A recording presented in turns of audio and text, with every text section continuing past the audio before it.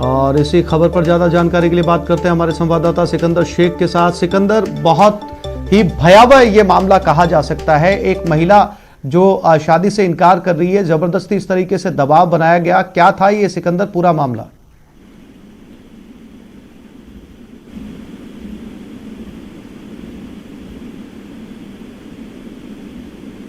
सिकंदर, मेरी आवाज मिल रही है आपको?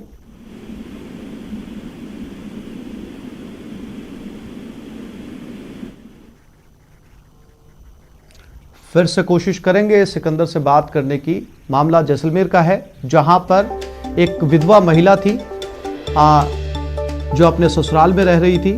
इस पर दूसरी शादी का दबाव बनाया गया। महिला ने दूसरी शादी करने से इनकार कर दिया और विरोध इतना ज्यादा बढ़ा कि ससुराल वालों ने इस महिला की जीभ और नाक को काट दिया। फिलहाल इसका अस्पताल में इलाज चल रहा है।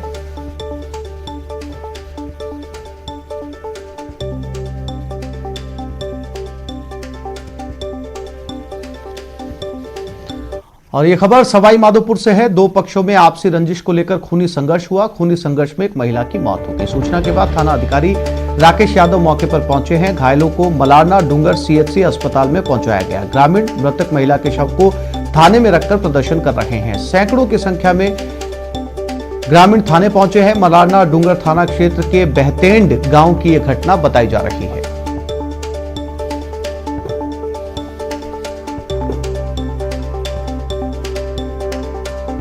तो सवाई माधोपुर में दो पक्षों में खूनी संघर्ष हुआ। आपसी रंजिश का ये पूरा मामला बताया जा रहा है, जिसके चलते दोनों गुट आपस में भिड़ गए और इस संघर्ष में एक महिला की मौत हो गई। दोनों पक्षों के बीच में बताया जा रहा है कि आपसी रंजिश का मामला था।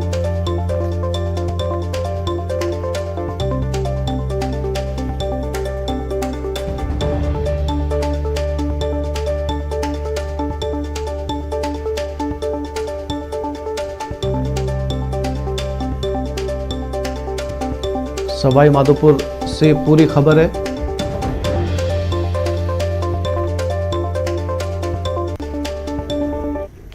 हनुमानगढ़ के संगरिया में कार्रवाई सामने आई।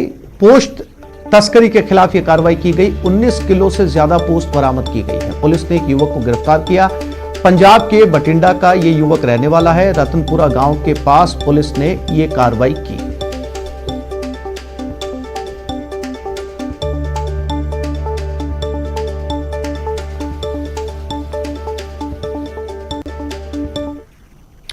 श्रीगंगानगर का शख्स पंजाब में गिरफ्तार किया गया। हेरोइन की तस्करी करते 3 लोग गिरफ्तार हुए। 3 साथियों के साथ इसको पंजाब में गिरफ्तार किया गया। पंजाब के जालंधर में इसकी गिरफ्तारी हुई। पंजाब पुलिस के हत्थे किशन सिंह अब चढ़ चुका है। मांझीवास का रहने वाला बताया जा रहा किशन सिंह। तस्करों से 11 किलो हेरोइन बरामद की गई है। आरोपियों के पास से लाखों का कैश भी बरामद किया गया।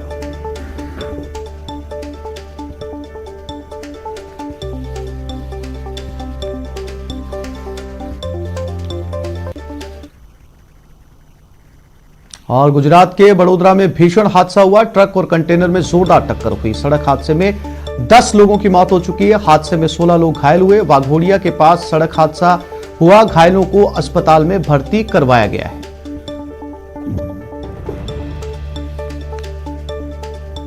ट्रक और कंटेनर में जोरदार टक्कर हुई और इस टक्कर का नतीजा ये निकला कि इस भीषण टक्कर में 10 लोगों की मौत हो चुकी है।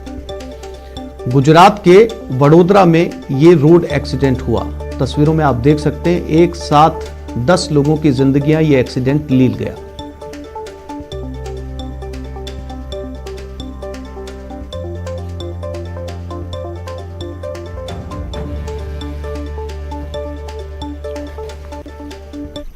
और अजमेर में भी सड़क हादसा हुआ। खड़े ट्रेलर में बस घुस गई। हादसे में 2 जनों की मौत हो गई। 10 घायल हुए। अजमेर से ये बस ब्यावर जा रही थी। मांगलियावास थाने के पास की यह घटना है। घायलों को जेएलएन अस्पताल में भर्ती करवाया गया है।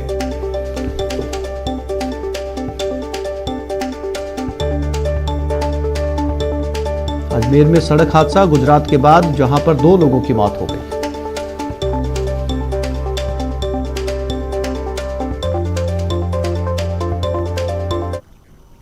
और अजमेर के बाद दौसा में भी सड़क हादसा सामने आया। खड़े टैंकर में ट्रेलर ने टक्कर मार दी। ट्रेलर ड्राइवर को मामूली चोट आई है। हालांकि भरतपुर से जयपुर की ओर ये ट्रेलर जा रहा था। मानपुर पुलिस फिलहाल मौके पर मौजूद है।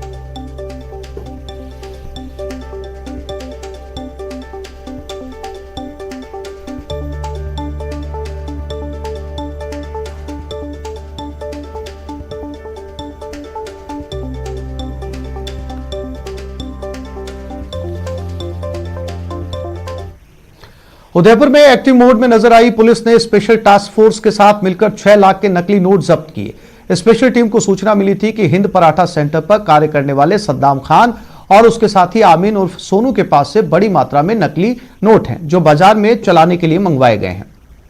पुख्ता सूचना पर टीम ने कार्रवाई करते हुए अंबा माता पुलिस के साथ मिलकर दबिश दी और ठेले पर काम करने वाले सद्दाम खान और आमीन उर्फ सोनू के पास से 500 की 12 गड्डियां यानी 6 लाख रुपए के नकली नोट बरामद किए।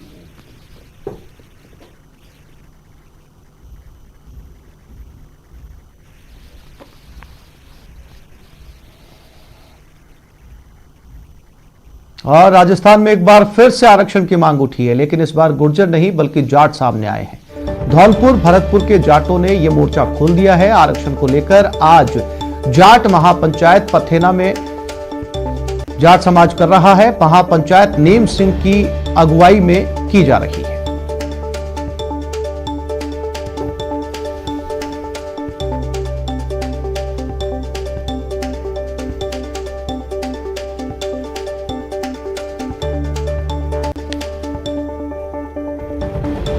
तो अब गुर्जरों के बाद जाट समाज, हालांकि जाट समाज ने उसी समय जब गुर्जर समाज का आंदोलन चल रहा था उसी समय कहा, राजस्थान में 1999 में जाटों को ओबीसी कोटे में आरक्षण मिल चुका है। 2015 में हाईकोर्ट सुप्रीम कोर्ट से जाटों का आरक्षण खत्म किया गया और 2015 से जाट समाज फिर ओबीसी कोटे में आरक्षण की मांग कर रहा है।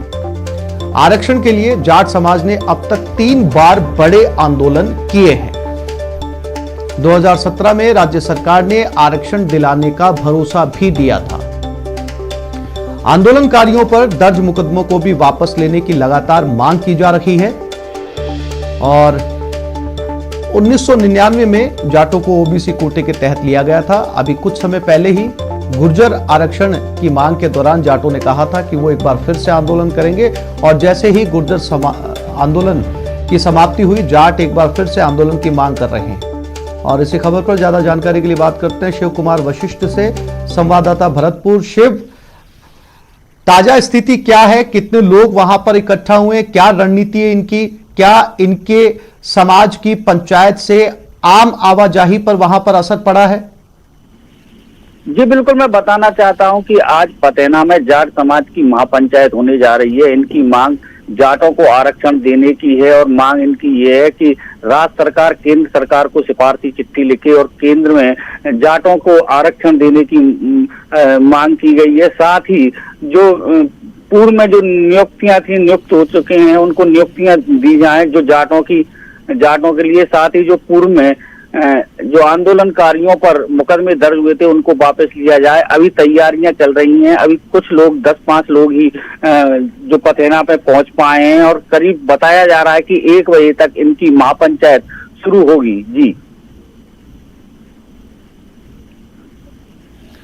आगे शिव, अगर आगे की रणनीति का खुलासा अगर जाट समाज ने किया हो, क्या चाह रहे हैं आगे? क्या किसी तरीके की रोड जाम वहां पर सामने आ रहा है? सरकार के नुमाइंदों से बातचीत की कोई गुंजाइश इस पंचायत में नजर आ रही है? जी बिल्कुल, मैं बताना चाहता हूं कि जाट संघर्ष समिति के जो संयोजक हैं नेम सिंह फौजदार, उनका कहना है कि अभी हम शांतिपूर्ण तरीके से ही महापंचायत का आयोजन कर रहे हैं और आगे की रणनीति तैयार की जाएगी। आज जो पंच पटेल फैसला लेंगे उसके बाद में बड़े गांवों में जाकर भी पंचायतें की जाएंगी और वहां पर फिर 5-7 गांवों में पंचायतें करने के बाद में फिर तय किया जाएगा कि आंदोलन आगे बढ़ाना है या सरकार उनकी बातों को मान लेती है तो जो आंदोलन आगे किया जाएगा उसको स्थगित कर दिया जाएगा। जी शिव, जानकारी के लिए आपका धन्यवाद।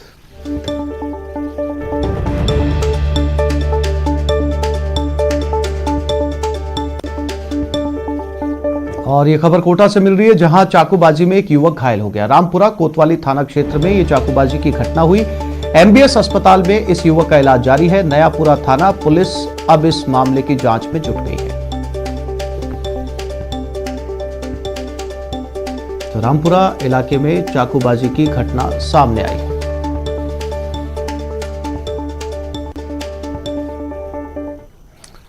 सीकर से बड़ी खबर, एक जिंदा व्यक्ति को मृत घोषित करने का केस सामने आया। कोविड-19 की किट में एक बुजुर्ग जिंदा निकला।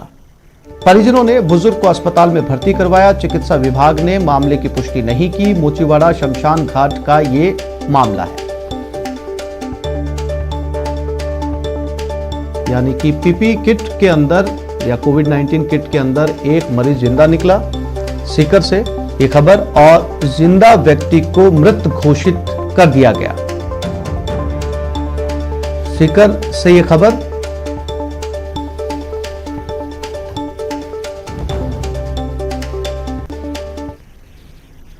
और बाड़मेर पुलिस ने बड़ी कार्रवाई करते हुए अर्धसैनिक बलों के फर्जी आई कार्ड के साथ 2 संदिग्ध युवकों को गिरफ्तार किया। सरहदी इलाके में सीआरपीएफ के फर्जी आई कार्ड के साथ गिरफ्तार किए गए युवकों का नाम नवगुण भाई देसाई और विक्रम भाई खोडला है।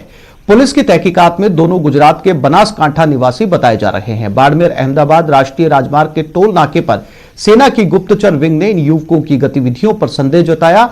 इससे पूर्व भी मिलिट्री इंटेलिजेंस की सूचना पर कांस्टेबल के भाई को पूछताछ में लिया जा चुका है। इस कार्य में 2 व्यक्ति हैं जो अपने पास सीआरपीएफ का अलग फर्जी कार्ड होना ज्ञात हो रहा है, जो टोल नाकों का उपयोग कर रहे हैं, उनको रोक कर कार्रवाई करें। इस दौरान वो कार्रवाई नाकाबंदी के दौरान दस्तक किया, पूछा तो उनके पास वो फर्जी कार्ड उतना बना गया, पाया गया। हमें जो हमें कंट्रोल रूम से सूचना दी होगी, उसकी हमें कंट्रोल रूम से सूचना प्राप्त हुई थी। ज्यादातर ये 2 लोग हैं, 2 गाड़ी में 2 लोग थे, टोल नाकों पर युद्ध करना पाया गया। और शराब लूट मामले में जयपुर वेस्ट पुलिस को बड़ी कामयाबी हाथ लगी। पुलिस ने ट्रक से शराब लूटने वाले 4 शातिर बदमाशों को गिरफ्तार किया है।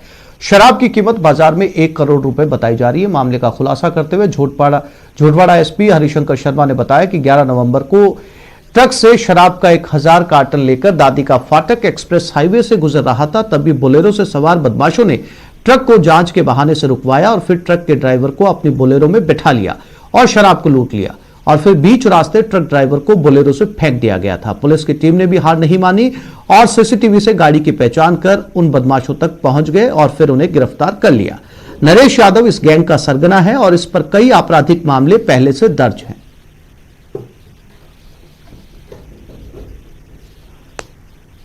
वारदात में वो ट्रक इन्होंने सामान को उतारने के बाद में खाली करके और अलवर जिले में टेला थाना अंतर्गत सुनसान रोड पे खड़ा कर दिया था, जिसको भी हमने बरामद कर लिया है। शराब कहाँ छुपाई गई थी? शराब प्रागपुरा पावटा के पास एक गांव है, उस गांव में घर इन्होंने किराए पे ले रखा था। उस घर में पूरी शराब मिली है, जिसको बरामद। सर कहाँ से लाई जा रही थी? ये अलवर डिस्टिलरी से लोड होकर आ रही थी और अजमेर जा रही थी।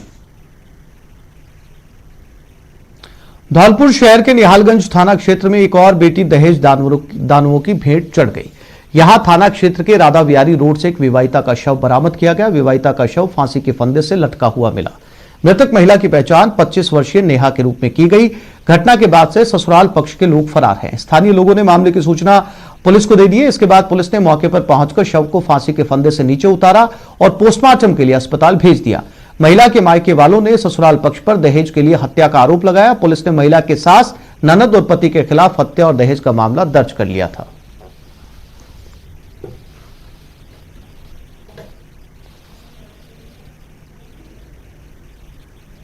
और इस वक्त सीधा रुख करते हैं बीजेपी की प्रेस कॉन्फ्रेंस की तरफ, जहां अर्जुन राम मेघवाल संबोधित कर रहे हैं। और पंचायती राज संस्थाओं को मजबूत बनाने की दिशा में भी जो संविधान में उल्लेखित है, उसके क्रम में भी ये बहुत महत्वपूर्ण चुनाव होते हैं। पिछले 2 सालों में ग्रामीण विकास में कांग्रेस ने कुछ नहीं किया। यही एक काला चिट्ठा लेकर के हम आपके बीच में उपस्थित हुए हैं। 1-2 उदाहरण से आपको चीज़ें समझ में भी आएगी और कुछ डिटेल में अलका जी से आपसे मुखातिब होगी। देखिए, मैं समझाने की कोशिश कर रहा हूं, प्रधानमंत्री आवास योजना ये प्रधानमंत्री जी की ही नहीं, इस देश में जो बेघर हैं उनको 2022 तक घर उपलब्ध कराने की एक महत्वपूर्ण योजना। कांग्रेस को लगा कि इस योजना से गांव में भी भारतीय जनता पार्टी बहुत लोकप्रिय हो रही है और मोदी जी लोकप्रिय हो रहे हैं, तो इसको कैसे तोड़ा मरोड़ा जाए।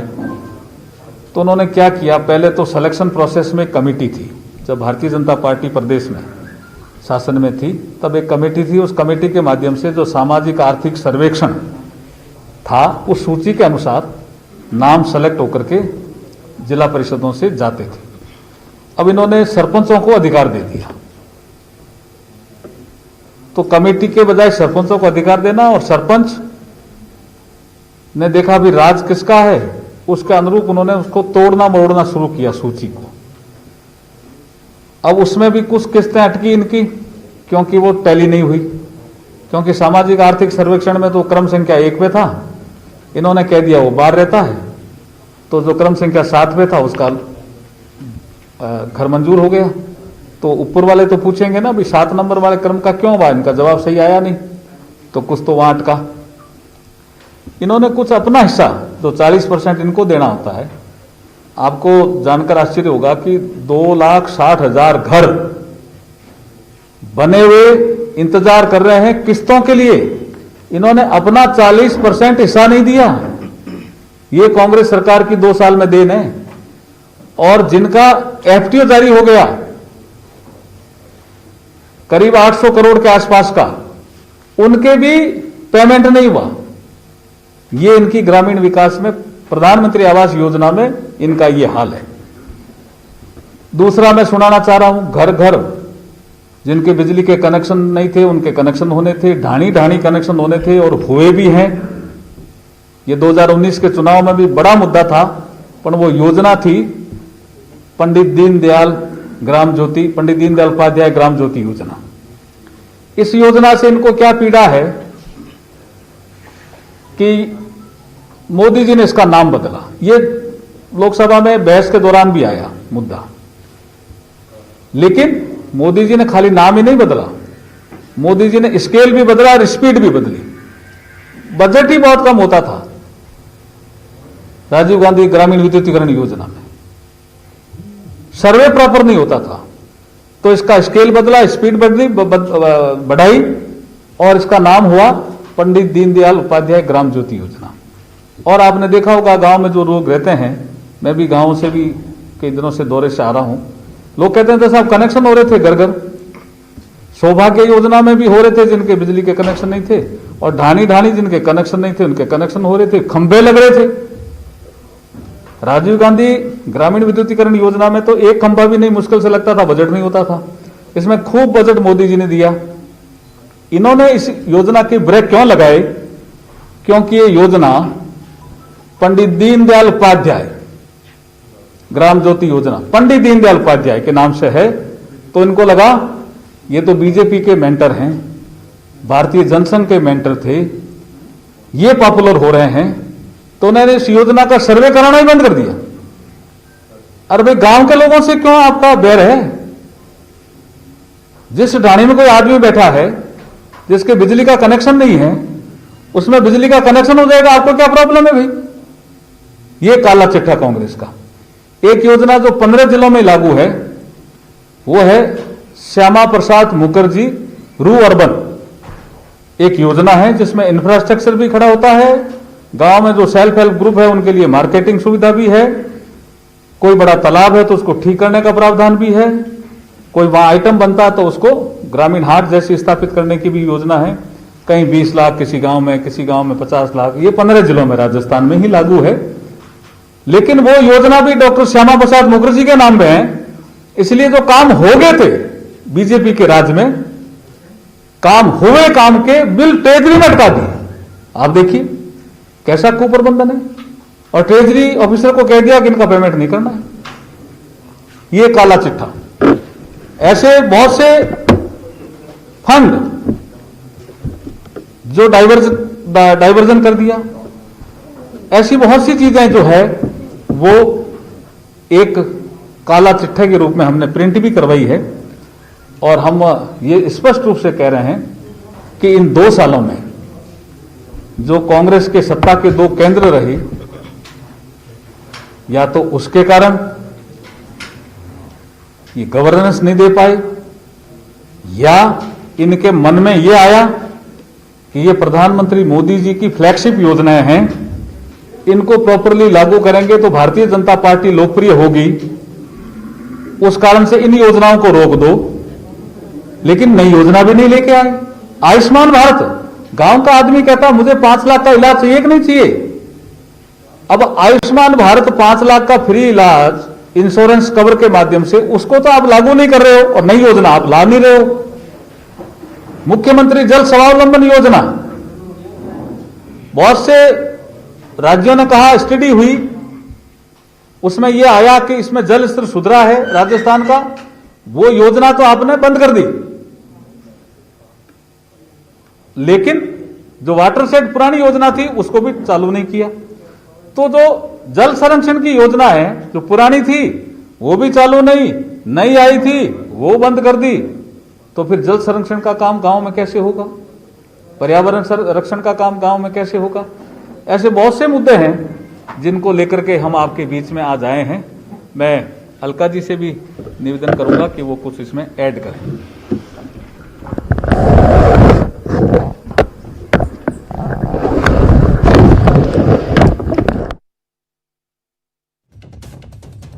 सभी को दिवाली की बहुत बहुत शुभकामनाएं। माननीय अर्जुन मेघवाल जी ने बहुत विषय ले लिए हैं, लेकिन पंचायत राज जिसकी शुरुआत राजस्थान से हुई थी और लोकतंत्र की पहली इकाई है, इस चुनाव को इस कांग्रेस की सरकार ने एक मजाक बना दिया है। ये पैसे का रोना रोते हैं कि हमारे पास पैसा नहीं है, लेकिन ये चुनाव पिछले 2 साल से लगातार चल रहे हैं। कुछ पंचायतों के चुनाव 2 साल पहले हो गए, कुछ पंचायतों के अभी हो रहे हैं, जिला परिषद पंचायत समितियों के कुछ अभी हो रहे हैं, और अभी भी 12 जिले बाकी हैं। और आज सुबह कुछ अस्पष्ट सी बात आई है कि 5 और जिलों में चुनाव साथ में हो सकते हैं। तो ये आर्थिक कुप्रबंधन का सबसे बड़ा उदाहरण है। और जैसा कि माननीय मेघवाल जी कह रहे थे कि इनका आपस का झगड़ा इस चरम पर है कि राजस्थान की जनता त्राहिमाम कर रही है। योजनाएं तो ये बंद कर ही चुके हैं, लेकिन वित्त आयोग का जो पैसा है करीब 250 करोड़ रुपए, प्रथम किश्त और द्वितीय किश्त, ये अभी तक रिलीज नहीं कर पाए हैं। 4000 करोड़ रुपए जो राष्ट्रीय योजनाओं, राष्ट्रीय वित्त आयोग की तरफ से आता है, वो पैसा रुका हुआ है। और राजस्थान के इतिहास में 25 वर्ष में पहली बार 6ठे वित्त आयोग का गठन ये सरकार कर नहीं पाई है। तो निश्चित रूप से लोकतंत्र का गला घोटने वाली सरकार है, आर्थिक कुप्रबंधन है, और लॉ एंड ऑर्डर की जो स्थिति है वो सभी जगह आप लोग देख रहे हैं, गांव में हो शहर में हो, महिलाएं इस राज्य में सबसे ज्यादा प्रताड़ित हैं, और राजस्थान महिला अपराध में सिरमौर हो चुका है। बच्चों के प्रति अपराध बढ़े हैं, और योजनाएं समाप्त होने के साथ जो हमने काम जहां तक किए थे, अगर ग्रामीण क्षेत्र में कहीं रोड़ी पड़ी हुई है तो वो रोड़ी ही पड़ी हुई है, कहीं सड़क का पत्थर हमारा लग चुका था तो वहीं तक है। कंप्लीशन अगर किसी चीज का हो गया है तो उस पर पत्थर लगाने का काम जरूर इस सरकार ने किया है, बाकी ग्रामीण विकास को अवरुद्ध करने का काम गहलोत सरकार ने सबसे पहले किया है, और ये इनका आर्थिक कुप्रबंधन और आपसी झगड़े का ही परिणाम है। तो लोकतंत्र की पहली कड़ी के और ग्रामीण विकास को अवरुद्ध करने वाली ये सरकार है। एक बहुत ही सफल उद्यमी ने अपने महत्वपूर्ण सामाजिक मुद्दे का पीछा करने के लिए अपने पेशे को छोड़ दिया। साल था 1997 और वह आदमी अब प्रसिद्ध जैक सिम है। उन्होंने दुनिया के 1/3 लोगों के लिए स्वच्छता के अधिकार के लिए लड़ाई लड़ी। ये लोग सुरक्षित रूप से प्रबंधित स्वच्छता के बिना रहते हैं। उनमें से कई खुले में शौच का अभ्यास करते हैं। इससे स्वास्थ्य, पर्यावरण और जल संरक्षण को भारी खतरा है। जैक सिम के प्रयासों के कारण संयुक्त राष्ट्र और उसके सदस्य देशों ने जल और स्वच्छता के लिए एक वैश्विक सतत विकास लक्ष्य बनाया है। आज विश्व शौचालय दिवस पर आइए जैक सिम को सुनाते हैं।